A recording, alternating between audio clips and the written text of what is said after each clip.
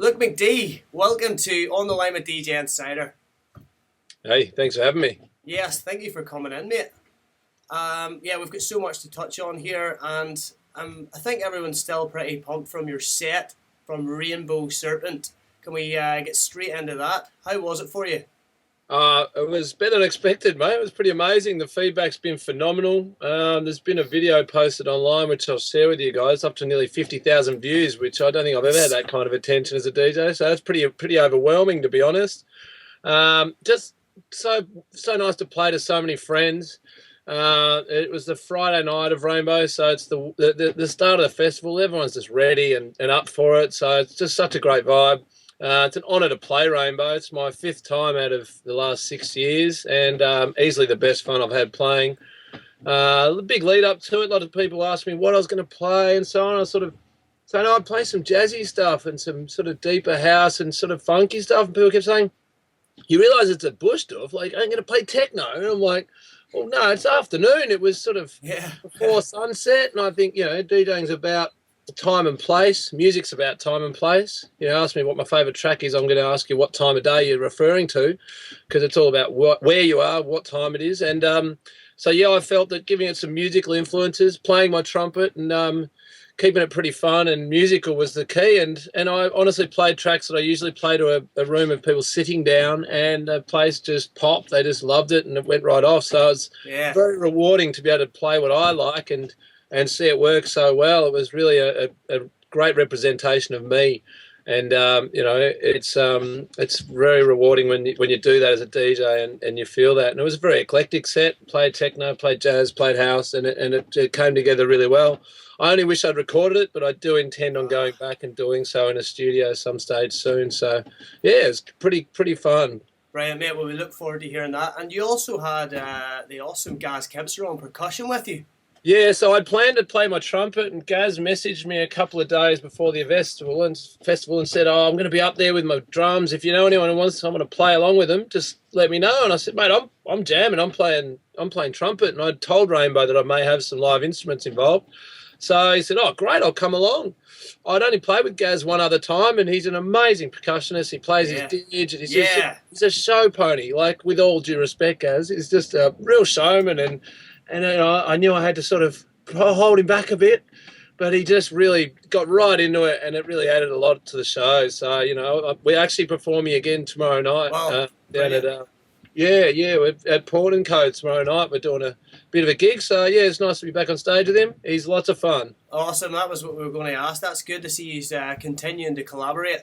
Yeah, look, I just love jamming. I've always been a musician. I play trumpet pretty badly, but it's enough to get by when I'm playing techno and house. So I love having a jam with musos and make it really live and raw, and it definitely captures the crowd when you're doing that sort of stuff. So that'll be fun tomorrow night. Going back to the trumpet there, like, where did that come into? When did you start that? I was playing trumpet in high school, so I got to quite a high level of high school. When I finished up at high school, didn't play it much, put it away for quite a few years.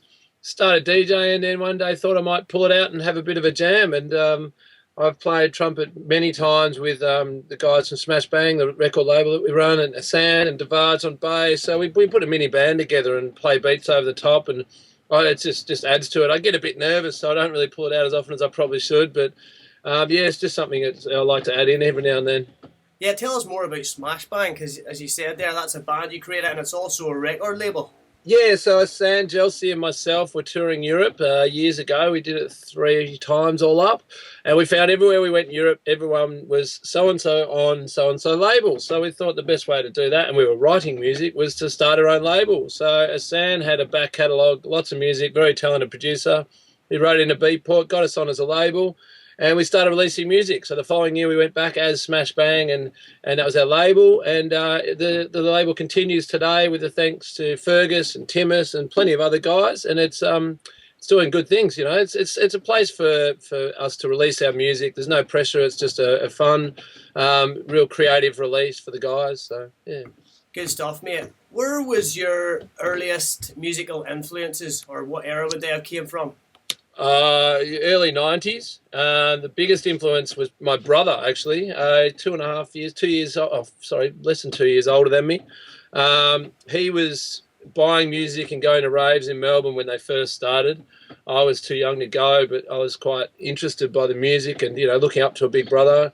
He had turntables and I sort of would get in the way and have a bit of a go. He got a bit annoyed with me because I was kind of better than him initially because I'd studied music and, you know, I had a feel for it. So I sort of stepped in and started playing his records. Then slowly but surely started playing my own and took off from there. But, you know, as far as, music influences, you know, the Soul Wax Too Many DJs guys really blew me away because, you know, that was later in, but I was a very eclectic DJ and that didn't make sense to people a lot in the early days. When they started put out their first mix CD, it was just a mashup and it really touched on what I like to do. So, you know, layering tracks and creating an extra track out of two and so on. So they were a big influence as far as encouraging me to do what I believed in. I suppose if I were to mention my biggest favourite track would be JD, Plastic Dream. Oh, yes, it's a deep house inspiring. Yeah, it is. For its time, and it's something I still play today. And, you know, so that's probably the best way to sum up my influences. Awesome, mate. Let's talk about the vineyard because you play all around Melbourne. You have for years, mate, but like probably one of your homes here is the vineyard on a Sunday. For sure. I've been there a bit over 10 years now. Yes. Friends with the owners now, part of my family. So, yeah, it's a place that I get to play the music I love. I book the DJs. I feel no pressure from anyone to do anything beyond what I want to do and what I feel. So that's very rewarding. It's a house party in a bar. Small venue for anyone who hasn't been, but it's just the right size to make a good vibe. And we start at 5 p.m. in the afternoon. And again, going back to that rainbow set, it's an afternoon set, so it's not a banging thing. It's a musical thing. It's tapping your toes, get people off the ground and dancing, and so it's got all elements, you know. So that's what really attracts me to it the most. Brilliant, mate. Look, where has your been, or what has your most memorable gig been throughout your career so far? Look, it's been a discussion ever since Rainbow because that may have topped it. You know, we could have touched. It really was that special. But before that, and I still can't decide whether it's topped it. But I did play one year at Love Parade. Yes. Festival in Germany. It was at Dortmund that year. On a float in Love Parade, which before I even was a DJ was a dream, like as if you'd ever play at Love Parade. So it really got to the pinnacle of what I believe a DJ does. So you're on the back of a truck driving through a town and there was millions of people, literally millions of people. It's a free festival. As you go past the main stage, they turn you down and play the music from the main stage. And my friend Murat Kilik, who invited me to play verses with him on the float, which is an honour, He was playing. They said, "Oh, just have a break, mate, while we go past the main stage." And it was Moby, who was another major influence in my early days. So Moby's playing, and they run Moby through channel 1 of the mixer. So it's tapped through the mixer, and then as you go past the stage, the sound guy waves at me and says, "Come up." So I walked up. I'm on a float at Love Parade in Germany playing to millions of people as we drive through a town, and I'm mixing into Moby. And I played a track that Hassan and I had written a couple of days before that. So it's kind of hard to beat that. Yeah, man, that's pretty special. Pretty special moment. So I got a friend to film it, and he filmed my face beaming, just grinning ear to ear, and not much of the actual event around it. So I don't really have much to show for it, but it was an amazing experience. And, the story is much better than any other gig. The Rainbow gig was more... musically rewarding, and having friends there and the support. My friend Brian, who you know, made a sign with my picture on it in the crowd. I mean, that's and it said the coach brought us here, as we know you're known as the coach. Look. Yeah, they call me the coach, maybe just because I'm old and I've been doing it so long. It's because you've been coaching so many of us DJs, that's what it is. I think I've experienced a lot. I've got a lot to share, and that's sort of the stage I'm at with my DJing. I want to be able to encourage others and guide them as best I can. I'm not saying I know everything or I know it best, but I've seen a lot, experienced a lot, and any of that I can pass on and teach to others is really rewarding to me. When I give a DJ their first gig at a place or give an opportunity to a DJ, I love that. I feel that, you know, and to me, booking a DJ is almost like playing a record in a track. So there's a reward in seeing a from a crowd because you've put someone on and people say, "Who's this guy? A friend of yours?" Or, you know, "Why is he on?" And so that's where I'm at the moment in my career. Brilliant, mate. what is happening next? Is there much happening at the moment for you? Any gigs coming up? Any big ones? Look, I play less these days, but I enjoy it more. I've got the boat party coming up, the Yes. school parties. They've been running for 10 years too. So we go out in the bay for about 4 hours, just a bunch of mates DJing to a bunch of mates. Essentially, we don't advertise heavily to the general public. It's kind of an invite-only thing, so it makes it another special moment where you're just sharing good times with friends. And, it's pretty special for me. Obviously, still at Vineyard. And since Rainbow, I've been getting quite a few calls to play some pretty cool gigs. It should be pretty fun. So playing the next Trust Me party at New Guernica and playing another little bush tour for a friend's event up in the bush. So, there's things coming up that I'm pretty excited about. But to be honest, it's those regular gigs where I feel at home that inspire me the most. Oh, that's brilliant, mate. Can you do you have any funny stories throughout your career? Anything that just went a bit crazy at any time? Oh, look, I think every DJ's got the experience of someone trying to make a request and spilling the drink on the turntable, and we've all seen that. I think probably, and maybe it's not that funny to be drunk, but falling backwards off a stage while playing trumpet one night in a club was pretty amusing for everyone else. And, I didn't think anyone noticed, but it was pointed out to me later that the whole club was watching because I was actually playing trumpet at the time. So funny for everyone else and a little embarrassing for me, but you get that in a nightclub, don't you? You do, mate. Yeah. All right, well, we've got a few questions. There's one especially here. Let's see, it's from Chris Force, and it is, what era of house music is your favourite? And if different to now, how does it stack up against current house music being produced? Good question. Oh, look, I think, around 2006 was the peak of that electro house sound. And before that, like, I was playing in gigs and buying vinyl and, Keep Control and things like that. I don't know if,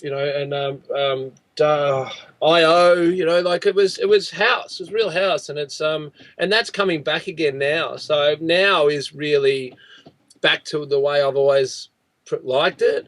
It got pretty heavy and banging for a while there, but I think before 2005 or so, it was the house music was the current, not pop, but in the clubs, the commercial clubs, I could enjoy the commercial releases. So, and it's coming back to that now. So it's pretty exciting times for dance music. The bangers, as they call it, are starting to fade a bit. People are starting to feel a bit of soul. Obviously, a younger crowd always wants exciting music. They want to put their heads in there. They want to pump their fists, and we all did at that age. And for me, it was techno. And then you get older and you get into more slower sound and more musical. So it's a constant cycle. But for me, house music's the one that just always comes back. And if it's got soul and a groove, and then that's for me. And it honestly, actually, and a lot of people don't realise this, it comes back to your heart rate. So, if you're excited and you're about 122 BPM, it's sort of that hits you, and you're dancing to your heartbeat. And that's the kind of tempo and sounds that's capturing most people at the moment, seems to be. So I don't know what's next. There's talk of breaks coming back, and I always liked breaks, but for me, house music and disco all the way. We shall see, mate. All right, look, we're going to wrap this up. We've got one more question, and it is, who would you like to see us interview next? An Australian DJ? Oh, it's so tough. Look, obviously you've already interviewed T-Rec. I lived with T-Rec for many years. We're very close. I think he's a bit of a musical genius and a bit of a crackpot sometimes. So I haven't seen that one, so I'll look it up and have a watch. It was great to see you interview Late Night Tough Guy. I played after him at a festival last weekend, and he's a lovely guy and an absolute genius. So who would I like to see you interview from the Australia? Well, have you looked at John Course? He's he was an inspiration to me before I was DJing. He's an open, fun-loving guy, and I'm sure he'd be up for it. Obviously more commercially based, but at the same time, I've seen him play before and after Boogs and nail it. I've played with him many a times. He's played on one of my screw parties. Very talented DJ and a true entertainer, and he'd have plenty of stories. So, from that crew, him and Colin McMillan, these guys have been around longer than me and could definitely tell a story or two. So there's a few to think about and have a look at. All right, mate. Thanks very much, and thanks again for coming on, mate. It's been an absolute pleasure chatting to you, look. So, Pleasure. yeah. And I'll link you to the set when I do it, and I'll link you to that video from Rainbow, so everyone can have a look at that too. There was a couple of videos taken, one of me playing the trumpet and the intro, which is pretty cool. So, thanks for having me. All right, buddy. Thanks, mate. Peace out.